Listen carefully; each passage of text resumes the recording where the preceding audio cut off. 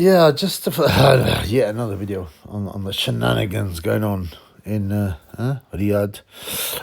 So they've flown over Martin Macaulay to fight Joseph Parker, and as you can see, he's an enormous fat pig. Maybe it's just the way he's sitting, or I don't know. I don't know, man. He's got a huge belly. I mean, he's a big guy anyway, right? He's almost been 300 pounds, but he looks like 320 pounds here. Billy Nelson, as I said he was 60% shape. Well, yeah. He was, he maybe just entered camp for a jug, but, he'll gas after about 2 rounds. I mean, some people would say, well, the odds are pretty generous on Parker, 1.5 or whatever, 2-1 on. Yeah. I was also wondering, Daniel Dubois, the pullout was weird, as I said. He looked pretty impressive hitting the bag. Some great muscle-bound Mandingo warrior. A huge buck.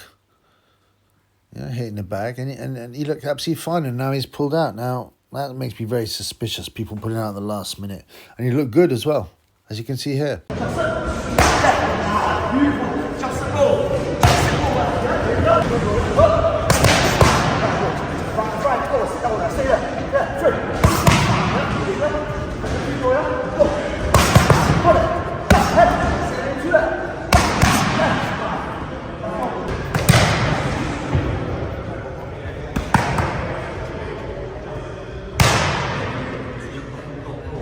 Well, that doesn't look like an ill man, does it? That looks like a huge, violent buck. The peak of his powers. He looks very muscular. Now, I've said many times, it's quite clear. Dubois, not like a lot of heavyweights, but quite clear with Dubois, like Gage, that he's done HGH, a lot of HGH. That's why these great white marks appear on the knuckles. It's not just on the knuckles, it's on the joints, and it's not just marks. It'll be like unusual bone growth, swellings. Yeah.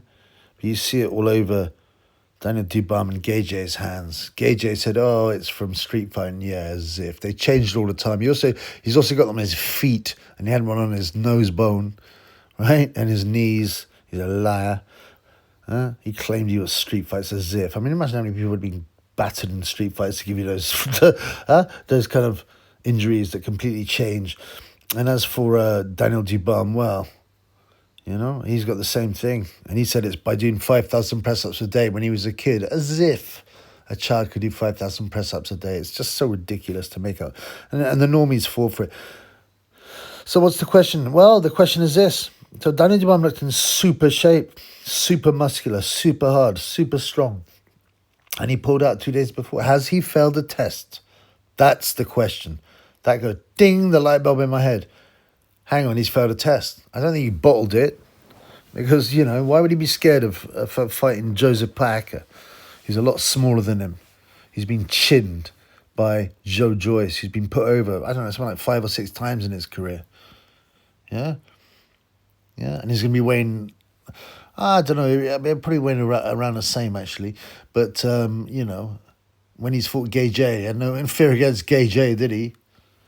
He's a much bigger puncher than Parker, who beat Parker. So this whole, he's scared, doesn't wash. That doesn't wash at all. And he's getting a massive payday, by the way, probably his best payday ever. So that doesn't wash to me. He actually got a virus, I find it highly unlikely. It's so rare for a super trained athlete, for anyone to get any kind of virus, especially when the day before you're hitting the pads like a king. You're looking like sharp, hard hitting, huge buck Mandingo. So I'm thinking, has he failed a PED test? Has he failed a PED test? And they've agreed just to pull him, and he'll serve a silent ban. And he'll blame a virus. They'll get a year's ban. But you go, oh yeah, I had a virus. I couldn't train and fight for a year, and blah blah blah nonsense. I think it's something like that. I mean, that would be my biggest suspicion. He has failed. Dubois has failed a drug test. And quite clearly, it does PEDs. Look at the state of his hands. So, has Daniel Dubois failed a drug test? Comments, please. Comments, please. What do you think? Why did he pull out? Why did he pull out at the last minute? At the biggest payday of his life against a very beatable Joseph Parker. Why? Comments, please. Peace.